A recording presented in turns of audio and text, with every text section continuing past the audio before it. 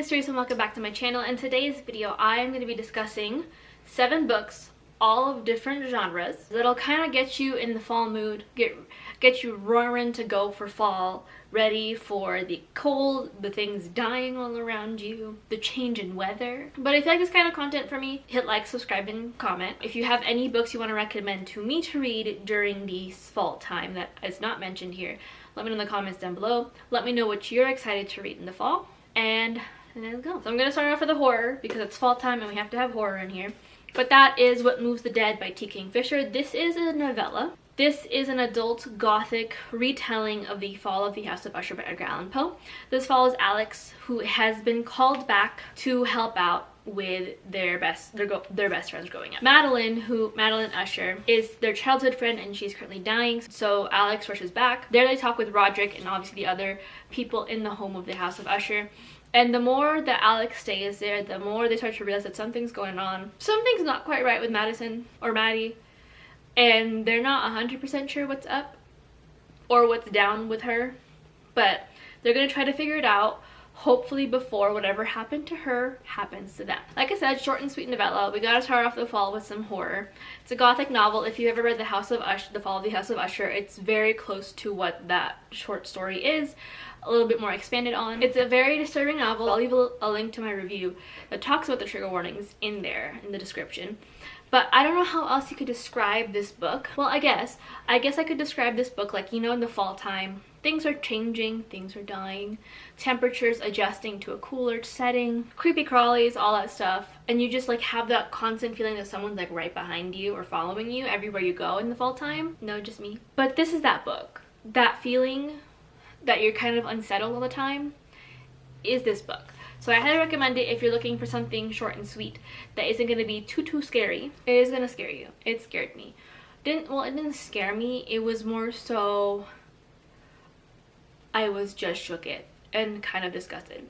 But if you're looking for something like to get you in the spooky scary mood, but you don't want to dive into a full-length novel, spooky scary novel, this is a short and sweet novella. You do not have to read The Fall of the House of Usher to do it. I didn't reread it before reading this book. Still thoroughly enjoyed it. Moving on to a cozy kind of romance, and that is The Very Secret Society of Irregular Witches by Sangu Mandana. This follows Mika. She is one of the few witches that live in the British Isles, and she's just kind of like trying to live her best life. She knows she's kind of isolated. The witches only really meet once a month. She doesn't have like her own community, so she kind of goes online and shows off her magic. And because, you know, in the age of TikTok, in the age of special effects, everyone kind of chalk up her magic to like transitions and all that stuff, and she's getting away with it. That is until one day she is reached out to by this family of normal human people, asking her to train these 3 young witches who have no parents and are currently struggling to deal with their powers. So she moves into this house to help figure out how to control their powers and teach them how to, you know, live in society. While she's there, she kind of meets the grumpy, I think he's like the librarian of the house, and things start to ensue. It's found family.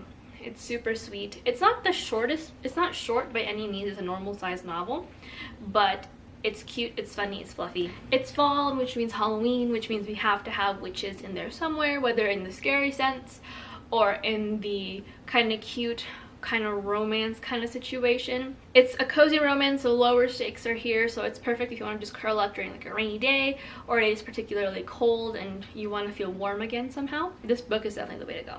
The next book on this list is Damned If You Do by Alex Brown. This is a YA horror comedy following Cordelia Scott. 7 years ago, she's 16 now, so what would that be? Then you would, she was 9. Yes, she was 9-ish, 9 or 10-ish. Her father walks out on her and her and her family kind of leaves it up in turmoil. Now she's 16 and all she's kind of concerned about is I think the Founders Day play and her crush on her best friend, Veronica. And then she is then approached too by a demon telling her that she had actually sold her soul to him all those years ago to get rid of her father. And now he's coming to collect. And the way he's collecting is that he's asking her to capture another demon in the Maleficent figurine from Disneyland. And she has like 7 days or so to do it, or else her soul will be his for all eternity. It's a horror comedy. It's perfect for those if you don't want to, like, again, dip too much into the horror scary aspect. but you still want to feel some kind of spookiness. There is some horror in here. There's some Filipino mythology, some Filipino monsters, and there's obviously demons and pacts with the devil, all that stuff, but there is some horror that kind of undercuts those spooky moments. So like I said, if you want to get scared, but you don't want to be terrified, like you don't want to be walking around with a flashlight in broad daylight, this is probably the book for you. Highly recommend it. I love the writing. I have a full review on this as well, so I will leave that linked below for y'all to peruse and see if you would like to. The next book is on the thriller side, but it's still YA, so it's not too crazy. But that is Ace of Spades by Farida Abike Iyamide. Like I said, YA thriller following Devin and Chiamata, who are like, I think one of like 2 black people in their private school. I think it's their senior year. They're trying to figure out what to do, what their next steps are for life, and whatnot. And then they start getting some mildly threatening text messages, threatening to out their secrets and cause them to fail if they do not follow these certain like things that this person wants them to do. It's very much Pretty Little Liars meets Gossip Girl because it's in a rich upper crust kind of school. I don't have a review of this, but I have a vlog where I read it and I have my thoughts. So also will link that there. But this is, like I said, a thriller. It's Pretty Little Liars meets Gossip Girl in the best way possible. There's an air of mystery to the book, additionally with the drama that comes with obviously high school, prom, all that stuff, and trying to figure out who was trying to ruin your high school reputation and your ability to go to college. It tackles on a lot of things like racism, and it just kind of reminds me of Pretty Little Liars in the best way possible. Like obviously this one is a little bit more well-rounded and well thought out and more well written than the last like 3 seasons of Pretty Little Liars, but it reminds me of Pretty Little Liars in the best way possible. I was on the edge of my seat the entire time. I wanted to know what was going on, why they were being targeted, though the reason is pretty obvious, as they're the only like 2 black kids in an entire school full of white people. Edge of my seat, like I said before. I think it's perfect. It'll get your heart pumping, get that blood racing, especially when it's cold and you don't want to do anything. The next one is another YA, and that is Cemetery Boys by Aiden Thomas. This follows Yadriel as he is kind of struggling a little bit. He and his family and him are witches, and he has recently come out as trans, and while his family isn't outwardly outcasting him, they're not the most accepting of the potential of a brujo. So he wants to prove himself as a real brujo. So with the help of his friend and cousin Maurizia, they perform a quinces on himself and then sets out to find a ghost that murdered his cousin Miguel and set it free. However, he ends up actually summoning the ghost of Julian, close enough, Julian, who is the bad boy of the school who went, I think, missing. And unfortunately for Yadriel, Julian is not willing to go silently into the night.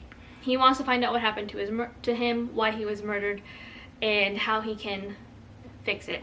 So he kind of forces Yadriel to go on this adventure with him to find out what happened and why he was murdered. This is set during, I think, the week of, leading to the day of Dia de los Muertos. There's a literal ghost and a literal mystery to solve in this book, trying to figure out what the string of deaths mean, why was Julian killed, what happened to Yadriel's cousin Miguel, etc. I love the trans rep in this. Obviously, I cannot speak for the rep specifically. I liked how Yadriel's transness was so intrinsic and so pivotal in this book, of him trying to find a way to really just get his family to fully accept him as he is and not just tolerate his existence and his, like, not newfound self, but his coming into himself. I really enjoyed seeing his journey throughout this book and journey into figuring out who Yadriel is and how he doesn't really need that outward validation for him to be a brujo in this family. Also have a full review of this as well, so we'll leave that link down below because in case you want to see more of my thoughts. But I know this is now a series, so I have to pick up the second book, but the first book was just a hit it right out of the park. This next one is for sure a bit of a throwback. I have not mentioned this book on this channel since I think I finished the series, and that is Cinder by Marissa Meyer, or the Lunar Chronicles Quartet by Marissa Meyer. This is a YA retelling in a steampunk world where 16-year-old Cinder is a gifted mechanic. She's also kind of part, she's an, was it android or cyborg? I think it's cyborg. Is it cyborg? and she has to kind of hide who she is because she'll be a second-class citizen if they find out that she is anything part machine. Throughout this thing, she ends up getting entangled with the prince of their kingdom and, you know, is asked to go to the ball. So she is now kind of struggling to hide who she is while also starting to fall for this very cute boy who seems to care a lot about her. Again, a throwback. Have not mentioned this since I finished the quartet in my channel. However, I feel like fall time is the time for retellings, you know? You revisit old stories that sound familiar but have a little bit of a twist in them because you're feeling kind of nostalgic. You know, like all of us feeling nostalgic to watch all our favorite Halloween movies, all of our favorite fall shows, etc., etc. It's just, I think it's a good time. It's a good series to invest in. I think Marissa Meyer does a wonderful job of giving us concepts that feel very familiar, but adding her own twists and her own elements to it that really change up the story and just give us something more to kind of grip onto and enjoy. Fall is for retellings. I don't make the rules. This is my second retelling in here. So, obviously, if you are in the fall mood, go pick up a retelling. And the last book on this list is actually another part of a quartet, and that is The Beautiful by Renee Ahdieh. I have not finished this quartet yet. I have 2 more books. This is a YA paranormal historical romance. There's a lot of words there. Following Celine, who has been kind of run off from France after a very frightening and scandalous event that happens to her that I think will just be discussed with in the book. So she runs off to New Orleans to start fresh, start anew, and there she kind of meets Sebastian St. Germain and a whole cast of characters. Now, New Orleans is very rich with paranormal happenings, and the closer she gets to Sebastian, the more she kind of realizes things aren't quite as they seem. And there's a society that she has yet to really uncover that happens in this place. Fall time is for vampires. Let me repeat that. Fall time is for vampires. I do not make the rules, but if you're not reading a vampiric book in the fall time, you are doing fall wrong. Again, 1800s New Orleans. New Orleans is like one of the most haunted cities in America, so it makes sense that it would be a perfect backdrop for a lot of paranormal happenings and paranormal romances. And I also think that with the secret society that's happening in here, it has its own rules. I think the setting of it's not outwardly creepy, but it's very atmospheric. You get a lot of characters who have their own agendas and have this, again, secret society of what is obviously vampires, and it's just a good time. I think historical fiction is great for the fall time and winter time, so you got that covered. You got vampires, which again, vampires are a fall staple, much like witches. Vampires are a fall staple, and so are witches. #1 rule of fall time. But yeah, I don't know if I have a review of this or if I have a vlog. So if I have one of those, I'll leave that listed in the description below.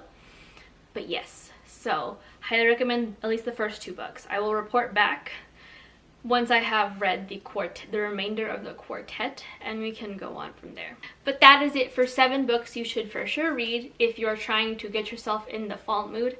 I think I did a really good job of adding a lot of different elements in here. You know, you got some romance, you got some paranormal, you got some retellings.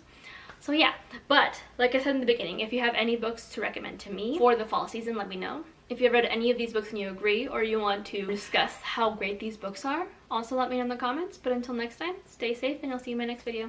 Bye.